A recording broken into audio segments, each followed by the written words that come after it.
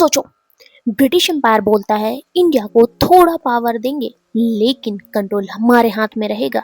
एक ऐसा एक्ट जो इंडिया को आजादी के बिल्कुल करीब ले गया लेकिन पूरी आजादी फिर भी नहीं दी।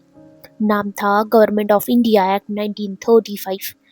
दोस्तों, गवर्नमेंट ऑफ इंडिया एक्ट 1935 को अगर एक लाइन में समझो तो ये एक्ट ब्रिटिशर्स के सबसे बड़ा एक्सपेरिमेंट था इंडिया के साथ, जहां 321 सेक्शन थे, 10 शेड्यूल थे। इतना बड़ा एक्ट कि ब्रिटिश पार्लियामेंट भी थक गई होगी। इस एक्ट का गोल था रिस्पॉन्सिबल गवर्नमेंट, मतलब सरकार लोगों के लिए जवाबदेह होगी। चलिए देखते हैं। इस एक्ट ने बोला सेंटर, प्रोविंस और प्रिंसली स्टेट को सब ऑल इंडिया फेडरेशन है। पावर डिवाइड हुई 3 लिस्टों में, जहां फेडरल लिस्ट, प्रोविंशियल लिस्ट और कंकरेंट लिस्ट। फेडरल लिस्ट के हिस्से आई 59 आइटम्स, जिसमें डिफेंस और फॉरेन अफेयर जैसी चीजें मिली। प्रोविंशियल लिस्ट में आई 54 आइटम्स, जिसमें पुलिस व एग्रीकल्चर जैसी चीजें आई। और कंकरेंट लिस्ट में 36, जिसमें एजुकेशन और फॉरेस्ट जैसे सब्जेक्ट्स गए। रेसिडरी पावर फिर किसके पास गया? रेसिडरी पावर गया गवर्नर जनरल, मतलब तब के वाइसरॉय के पास।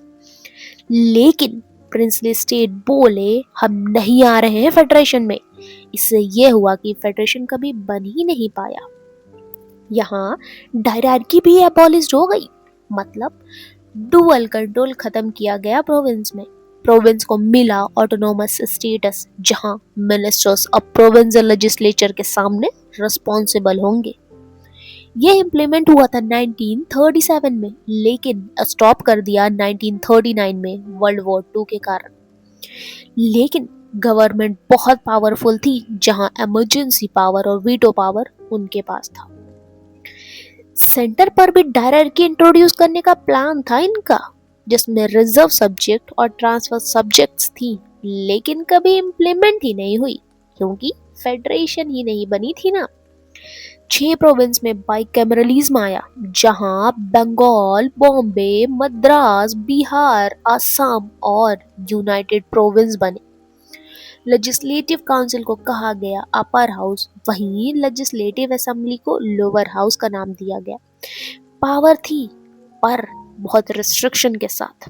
शेड्यूल कास्ट के लिए रिजर्व सीटें बनाई गई और स्पेशल रिप्रेजेंटेशन रखा गया वुमेन्स और लेबर, मतलब वर्कर्स के लिए।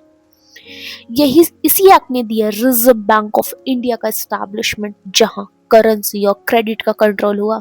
और आज का आरबीआई हमारे इकोनॉमिक का वैसे भी बैकबोन ही तो है, जो इसी के देन है। Federal public service commission, provincial PSC, joint PSC और 2 या ज्यादा प्रोविंस के लिए। फेडरल कोड बना 1937 में, जो आज का सुप्रीम कोर्ट का बेस है।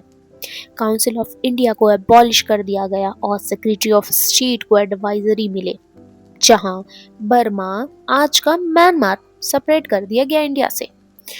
कुछ न्यू प्रोविंस भी क्रिएट किए गए, जिसमें था उड़ीसा और सिंध। फेडरल रेलवे अथॉरिटी दी गई, जिसमें रेलवे का प्रॉपर एडमिनिस्ट्रेशन हुआ। ऑडिटर जनरल ऑफ इंडिया, जहां सेंटर एंड प्रोविंस के अकाउंट को ऑडिट करने के लिए लाया गया। तो ब्रिटिशर्स बोले हम माइनॉरिटी के इंटरेस्ट प्रोटेक्ट करेंगे। गवर्नर को स्पेशल पावर दी गई एक्चुअल कंट्रोल मेंटेन करने के लिए। कंक्लूजन देखते हैं जो एग्जाम के लिए जरूरी है। गवर्नमेंट ऑफ इंडिया 1935 मतलब स्ट्रॉन्ग कॉन्स्टिट्यूशनल बेस, जहां फेडरल स्ट्रक्चर का ब्लूप्रिंट बनाया गया और रिस्पॉन्सिबल गवर्नमेंट का रिहर्सल हुआ। इसी एक्ट से इंडियन कॉन्स्टिट्यूशन ने बहुत सारी चीजें अडॉप्ट की, जो थी फेडरलिज्म, पीएससी, आरबीआई और जुडिशरी। हिस्ट्री बोरिंग नहीं होती, बस सही कहानी के साथ सुननी पड़ती है। अगर आपको पॉलिटी ऐसी स्टोरी, लॉजिक, एग्जाम एंगल के साथ चाहिए तो वीडियो को लाइक करो, शेयर करो और सब्सक्राइब करना मत भूलना।